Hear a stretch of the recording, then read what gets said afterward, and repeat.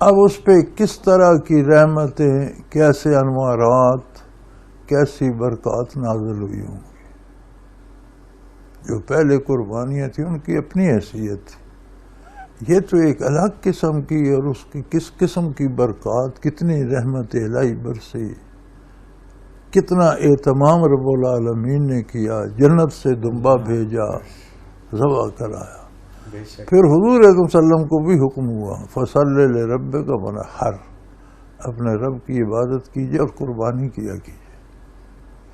تو ہم اس حکم کی تعمیل جو حضور نے کی، اس کے میں ہم محمد رسول اللہ علیہ وسلم کی سنت پہ قربانی کرتے ہیں. اس کا نام سنت ابراہیمی اس لیے پڑ گیا کہ یہ قربانی اس طرح کی ہے جس طرح ابراہیم علیہ السلام نے دی، اس طرح کی نہیں جس طرح پہلی امتیں دیتی تھی. صحیح، بالکل ٹھیک.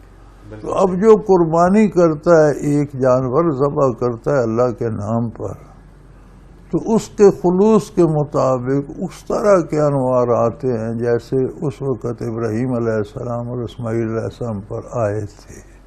قربانی کی اصل حقیقت تو یہ ہے. باقی قرآن میں ارشاد ہے کہ اللہ کو تمہارے خون بہانے یا گوشت کی ضرورت نہیں ہے، وہ تمہاری وہ کیفیات کو دیکھتا ہے کہ کس خلوص سے تم قربانی کر رہے ہو، کس تصور سے کر رہے ہو، کس یاد میں کر رہے ہو کہ یا اللہ مجھے بھی ان انوارات میں سے کوئی کرن ہی عطا کر دے. میں بیٹا تو نہیں، ایک جانور، ایک دمبا، ایک بکرا، ایک گائے بیل میں شراکت کچھ تو میں کر رہا ہوں، اور وہ جتنی ممکن ہو سکے کرنی چاہیے. نبی کریم صلی اللہ علیہ وسلم نے حجۃ الوداع پہ 100 اونٹ قربان کیا، حالانکہ آپ کے ہاں ہمیشہ تندرستی رہتی تھی. بالکل صحیح. تو نہر کیے 63 اونٹ آپ نے اپنے دستے اقدس سے کیے، اور باقی حضرت علی رضی اللہ عنہ کو حکم دے دیا. تو آپ کی عمر مبارک دنیاوی بھی 63 برس ہوئی. صحیح. تو قربانی کا یہ ہے کہ جتنی حیثیت ہو، 1 کرے، 2 کرے، 10 کرے، 50 کرے، 100 کرے، اس کیفیت میں ڈوب کر کرے.